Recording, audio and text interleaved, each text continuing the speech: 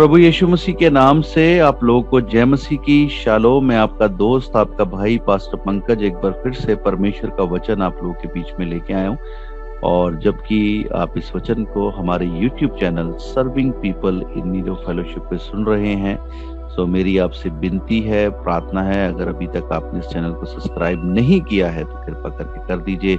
साथ ही में bell button दबा दीजिए और इसको शेयर करना मत भूलें।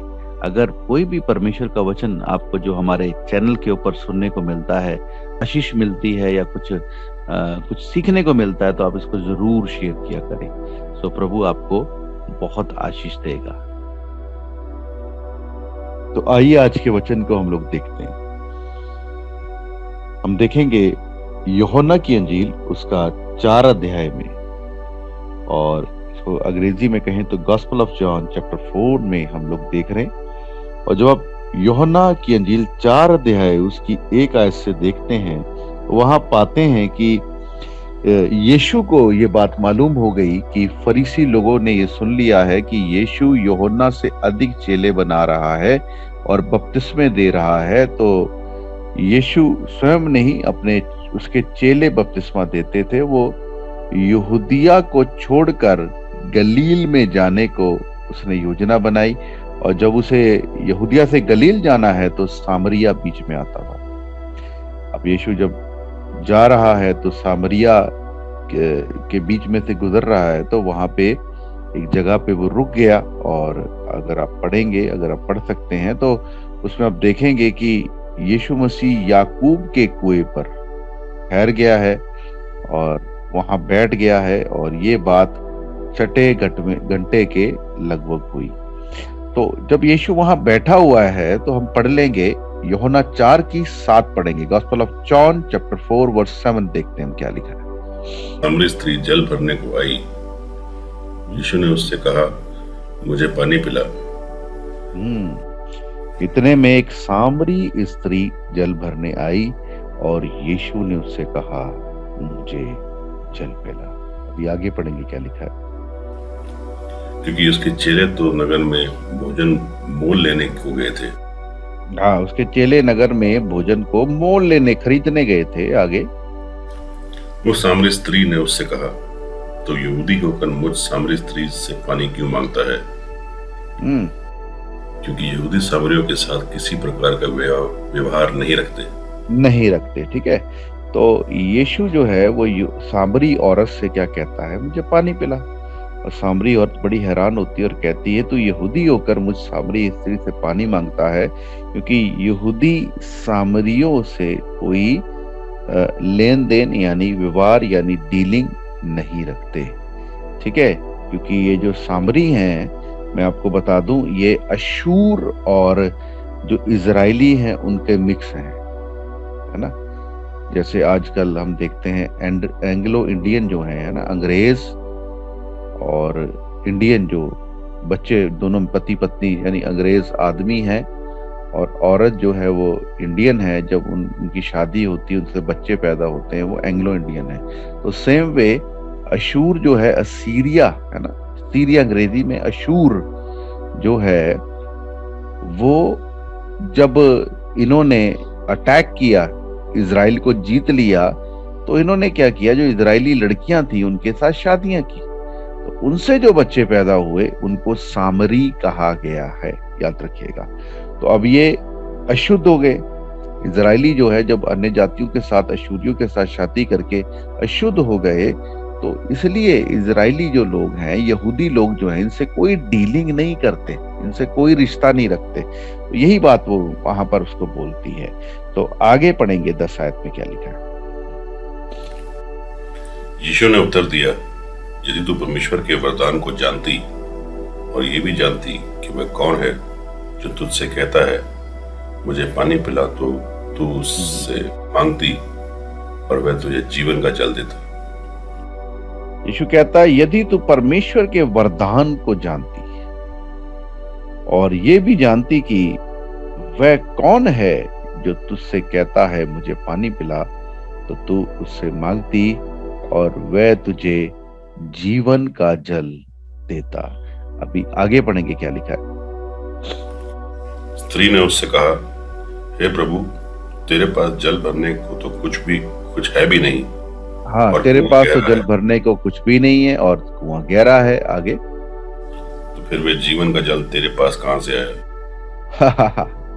वो कहती वो जीवन का जल तेरे पास कहाँ है? तेरे पास तो कोई बर्तन भी नहीं है, कुआं गहरा है, तेरे पास जल कहाँ से आया? तो सुनिएगा ध्यान से क्या लिखा है। क्या तो हमारे पिता याकूब से बड़ा है, जिसने हमें ये कुआं दिया, और आप ही अपने संतान और अपने ढोरों समेत उसमें से पिया।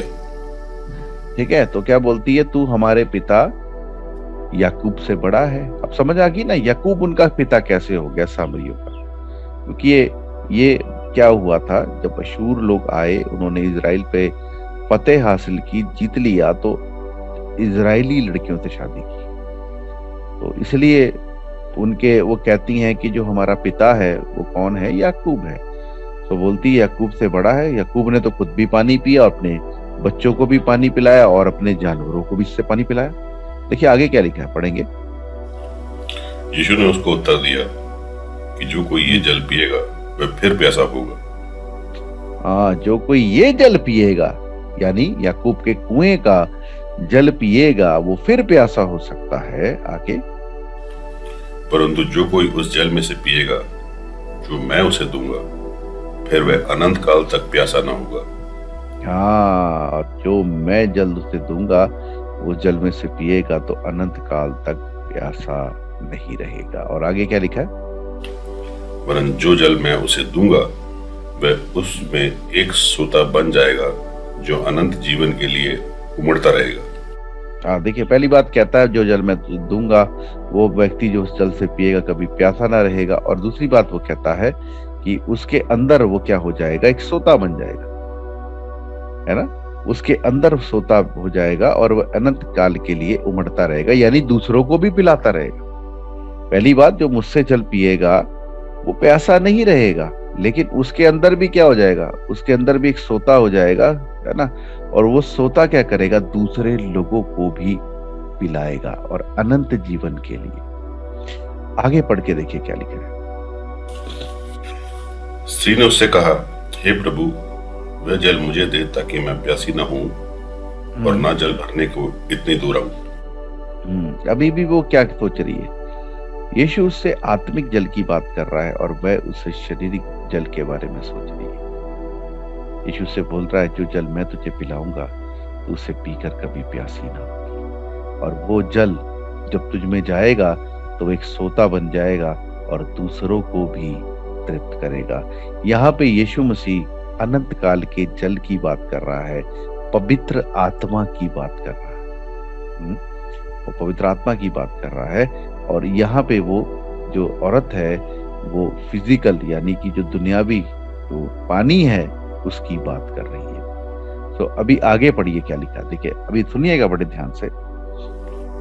यीशु ने उससे कहा, अपने पति को यहाँ बुला ला।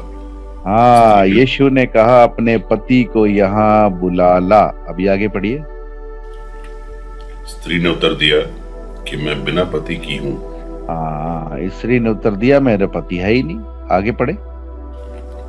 यीशु ने उससे कहा, तू ठीक कहती है कि मैं बिना पति की हूँ। तो ठीक कहती है कि तू बिना पति के है। 18 आयत के कहती, बड़े ध्यान से सुनिएगा, पढ़िए। क्योंकि तू पांच पति कर चुकी है, और जिसके पास तू अब है वह भी तेरा पति नहीं। ये तूने सच कहा है। यीशु कहता है अपने पति को लेके आ। कहती मैं तो बिन पति हूँ। कहती तू सच कहती है, क्योंकि तू 5 पति कर चुकी है, और जिसके पास तू अब है वह भी तेरा पति नहीं है। यीशु कहता ये भी तूने सच बात कही है। तो औरत 5 पति कर चुकी थी उस समय में। अगर हम देखें तो सामरी लोगों के 5 देवताएं, है ना? वो 5 देवताओं की उपासना करते हैं, ठीक है? उसमें युद्ध का देवता है, किसी और चीज का देवता। तो 5 टाइप्स ऑफ उनके गॉड हैं जिनकी वो क्या करते हैं? आराधना करते हैं।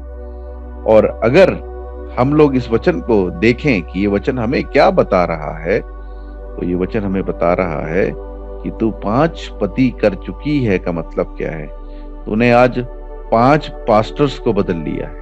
इस बात को मिसअंडरस्टैंड मत करिएगा कि मैं क्या कह रहा हूं, लेकिन अगर बिब्लिकली मीनिंग देखें तो वो कह रहा है तुमने बड़े पास्टर बदले हुए, और जिस पास्टर के पास तू अभी भी है वो भी तेरा नहीं है, क्योंकि तू उसके साथ तूने क्या किया, उसके चर्च में जाना तो शुरू किया, पर लेकिन तूने उस जीवन के जल को तो चखा ही नहीं, है ना? समझ आ रही है आपको मेरी बात? तो 5 पति तू कर चुकी है, यानी 5 पास्टरों को आज लोग क्या करते, वचन में लिखा है ना, पौलुस को कहता है टिमोथी को पौलुस कहता है कानों की खुजली के कारण लोग बड़े उपदेशक बना लेंगे जो मीठी मीठी बातें करेंगे। और जो पास्टर ताड़ना की बात करता है, जो पास्टर डांट देता है वचन से, जो वचन की शिक्षा देता है, खरी शिक्षा देता है, उसे लोग पसंद नहीं करते।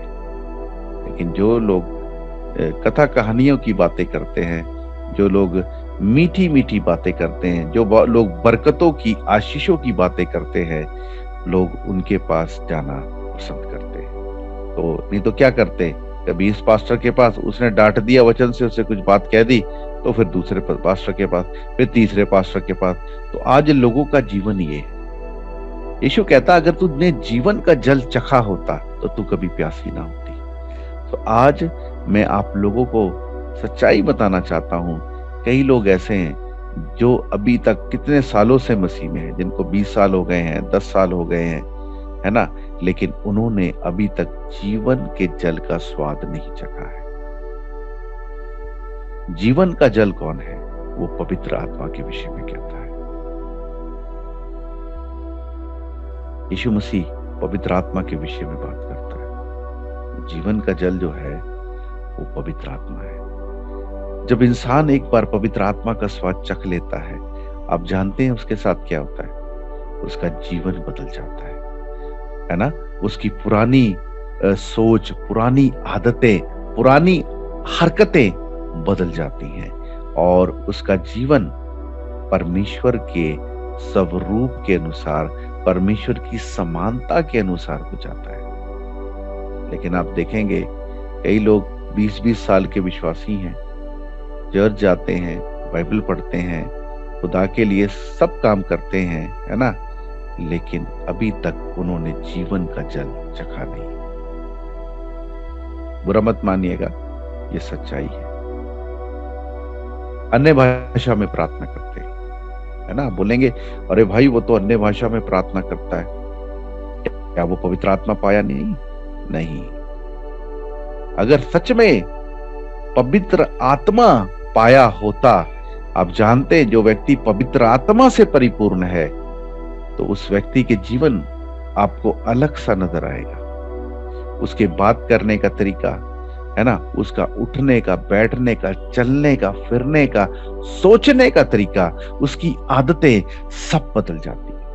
तो आज लोगों ने अलग अलग पास्टरों को पकड़ा हुआ है, कभी इस पास्टर के पास, कभी उस पास्टर के पास, कभी फलाने पास्टर के पास, कभी इस पास्टर के पास भटके हुए हैं, लेकिन अभी तक जीवन का जल उन्होंने नहीं चखा। और जब तक जीवन का जल नहीं चखेंगे तब तक उनकी जिंदगी नहीं बदलेगी। और यीशु मसीह कहता अनंत काल, है ना, मैं आपका ध्यान इस आयत पे देना चाहता हूं।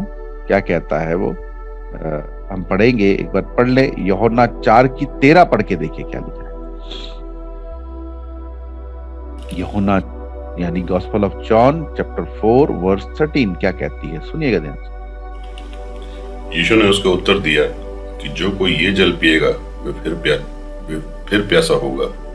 वह फिर प्यासा होगा, जो ये जल पिएगा, है ना, कुएं से पिएगा या दूसरा जल पिएगा, वो फिर प्यासा हो सकता है। लेकिन 14, परंतु जो कोई उस जल में से पिएगा जो मैं उसे दूंगा वह फिर अनंत काल तक प्यासा न होगा, परंतु जो जल मैं उसे दूंगा वह उसमें एक सोता बन जाएगा जो अनंत जीवन के लिए उमड़ता रहेगा। हाँ, अनंत काल के लिए प्यासा ना होगा और क्या होगा, अनंत जीवन के लिए उमड़ता रहेगा। अनंत जीवन, इटर्नल लाइफ। यहां पर मैं एक क्वेश्चन मार्क लेके आना चाहता हूं, या मैं क्या लेके आना चाहता हूं, यहां क्वेश्चन मार्क आता है, क्या आपने जीवन का जल चखा है? पास्टर्स का काम क्या है? एक पास्टर का काम है वो आपको यीशु मसीह के पास लेके आए। पास्टर का काम ये नहीं है कि वो आपका पति बन जाए, यानी कि वो आपका हेड बन जाए। तो आप मिसअंडरस्टैंड मत करिएगा, ये गलत लैंग्वेज में नहीं इस्तेमाल कर रहा कि आप कई बार इसको इंटरप्रेटिव गलत सोच लें कि ये क्या बोल रहा, पति पत्नी क्या बातें कर रहा है। पति का मतलब है हेड, है ना? और अपने बाइबल में भी देखा है, पति जो है, अगर हम लोग पहला कुरिन्थियों 11 अध्याय की बात करें तो वहां लिखा है स्त्री का जो सर है वो पति है, और पति का सर मसीह है, और मसीह का सर कौन है? परमेश्वर। सर मीन्स हेड, ठीक है? सो पास्टर को हमें इज्जत देनी है, रिस्पेक्ट देनी है, लेकिन पास्टर हमारा हेड नहीं है। पास्टर का काम क्या है? पास्टर का काम है हमें यीशु से मिलाना, क्योंकि आप जानते हैं पास्टर आपको जीवन का जल नहीं दे सकता, पास्टर आपको पवित्र आत्मा नहीं दे सकता। पास्टर आपको थोड़ी देर के लिए आनंदित कर सकता है, थोड़ी देर के लिए वो आपको लगेगा कि हाँ मैंने कुछ पाया है, लेकिन अनंत काल के लिए, अनंत काल का जो जल है, अनंत काल की जो खुशी है, अनंत काल की जो आनंद है ना, वो शांति जो है हमेशा की, वो आपको तब मिलेगी जब आप यीशु मसीह से मिलेंगे। तो मैटर ये नहीं रखता कि आप कितने पास्टर बदल चुके हैं, मैटर ये रखता है कि आप यीशु से मिले हैं, कि आप यीशु को जानते हैं। तो आज मैं आप लोगों को कहना चाहता हूं, यीशु को जाने। पास्टर मत बदले, चर्च ना बदले, ठीक है, लेकिन अपने आप को बदले और अपने आप को यीशु के पास लेके आए। जब तक आप यीशु के पास नहीं आएंगे, आपका जीवन बदलेगा। पास्टर बदलने से कुछ नहीं होता, ठीक है ना? पास्टर बदल रहे, चर्च बदल रहे, इसको बदल रहे, उसको बदल रहे, अरे कुछ नहीं बदल रहा। अपने जीवन को बदले, क्योंकि अगर आपने अभी तक जीवन का जल नहीं पिया है तो बड़ा दुख की और अफसोस की बात है। कहीं आप बिना जीवन के जल के मर गए तो आप अनंत काल के लिए स्वर्ग नहीं, परंतु अनंत काल के लिए आप नरक में अवश्य जाएंगे। तो आज मैं आप लोगों को ये बात कहकर उत्साहित करना चाहता हूं। पहली बात, व्यवस्था विवरण 12 अध्याय उसकी 5 और 6 जो है, ड्यूटेरोनॉमी चैप्टर 12 वर्स 5 और 6 जो है, अगर वहां पढ़े तो वहां लिखा है एक स्थान आपके लिए चुना गया है, आराधनालय का एक स्थान, ठीक है ना? एक स्थान यानी कि एक पास्टर। पहली बात है, आपको पास्टर नहीं बदलने, आपको एक ही पास्टर के साथ रहना है जो खुदा ने आपको दिया है। व्यवस्था विवरण 12 अध्याय 5 और 6 ध्यान से पढ़ के देखिए, वहां लिखा है कि जो स्थान परमेश्वर चुन ले उसी निवास स्थान पे जाया करना। कई बार हम स्थान चुनते हैं और वो पास्टर के पास जाते हैं, उसके पास बड़े लोग आते हैं और वो पास्टर बड़ी आशीषों की बातें करता है, उसके द्वारा दुष्ट आत्माएं निकलती, बीमार चंगे होते हैं। सो प्लीज अपनी मर्जी से चुनाव मत करें, जो प्रभु चुन के दे वहां जाए। और याद रखिएगा, यीशु से मिलने की कोशिश करें, समझे? यीशु से मिलने की कोशिश करें, यीशु को जानने की कोशिश करें, क्योंकि जिस दिन आपने जीवन का जल पी लिया, यानी पवित्र आत्मा को पा लिया, उसी दिन आपकी जिंदगी बदल जाएगी, है ना? आज आप कहते हैं मुझसे प्रार्थना नहीं होती, पास्टर जी अभी भी मुंह से कभी कभी मुंह से गालियां निकल जाती हैं, अभी भी मैं गलत काम कर देता हूँ, अभी भी मुझे समझ नहीं आता, मैं अभी भी कभी कभी शराब पी लेता हूँ, कभी कभी नशा कर लेता हूँ, अभी भी कभी कभी मुझसे सब कुछ हो जाता है।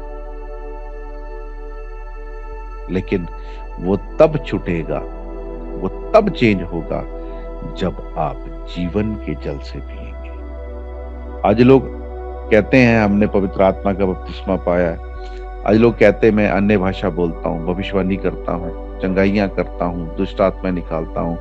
सो रुक जाइए, अगर आपके जीवन में आत्मा के फल नहीं है, है ना, आपके जीवन में आत्मा के फल, है ना। आत्मा का पहला फल क्या है? प्रेम, आनंद, शांति, है ना, विश्वास, नम्रता, संयम, कृपा, है ना। ये सब क्या है? आत्मा के फल है। आप कहते हो मैं अन्य भाषा बोलता हूं, ये पवित्र आत्मा का वरदान है। और आप कहते हैं मैं चंगाई करता हूं, ये भी वरदान है। अगर आप कहते हो मैं अनुवाद भी करता हूं अन्य भाषा का, ये भी वरदान है। भविष्यवाणी करता हूं, ये भी वरदान है। पर रुक जाइए, ये वरदान जो है वो शैतान भी आपको दे सकता है। अगर आपने पहचानना है कि सच में एक व्यक्ति जो अन्य भाषा बोल रहा है, भविष्यवाणियां कर रहा है, एक्यूरेट भविष्यवाणी, ये नहीं कह रहा कि भविष्यवाणी करी पूरी नहीं, भविष्यवाणी पूरी भी हो रही है, चंगाई भी हो रही है, चमत्कार भी हो रहे, सब कुछ हो रहा है। लेकिन अगर आपने जानना है ये परमेश्वर की औरतें है या नहीं है, इसके अंदर जो आत्मा है वो प्रभु का आत्मा है या नहीं है, तो आप किससे जानेंगे? जब आप उसके अंदर आत्मा के फलों को देखेंगे। आत्मा के फलों का मतलब क्या है? उसके जीवन में परिवर्तन देखेंगे। पहले गुस्सा करता था, गाली निकालता था, झगड़ा करता था, जलसी करता था, लालच करता था, बदले की भावना रखता था, है ना, माफ नहीं करता था। क्या आज उसका जीवन बदल गया है या नहीं बदला है? समझ रहे? क्या आज उसका जीवन बदला है कि नहीं बदला है?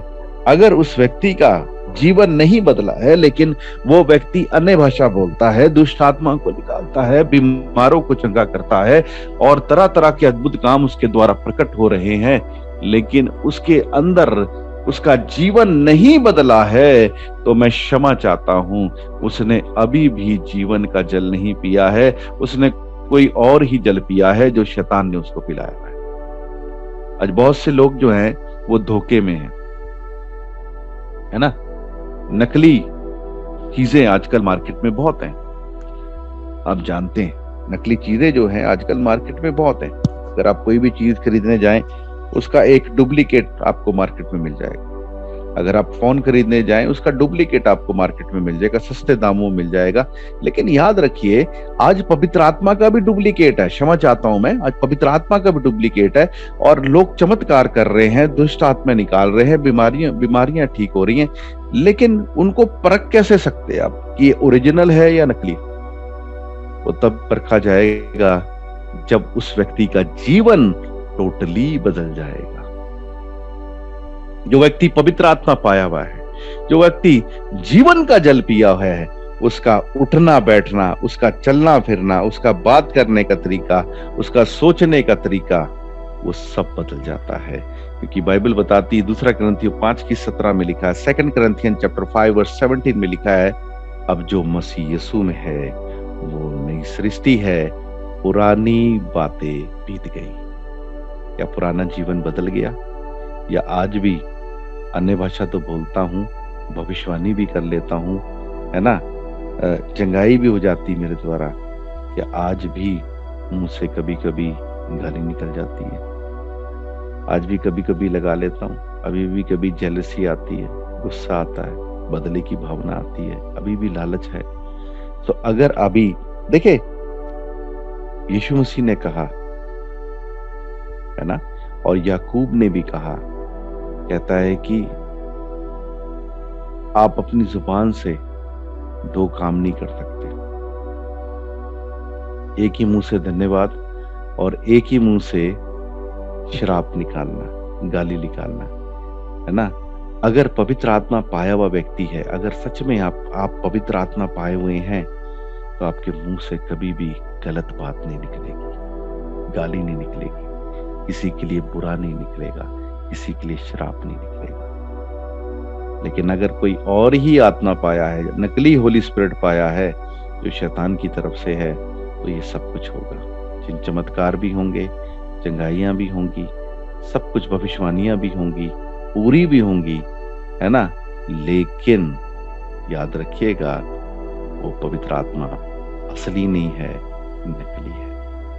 क्योंकि हमने कुछ दिन पहले देखा, पौलुस ने तिमोथी को कहा कि आत्मा स्पष्टता से कहता है, आने वाले समय में लोग भरमाने वाली आत्मा और दुष्ट आत्मा की शिक्षा पर, है ना, मन लगाकर विश्वास से भटक जाएंगे।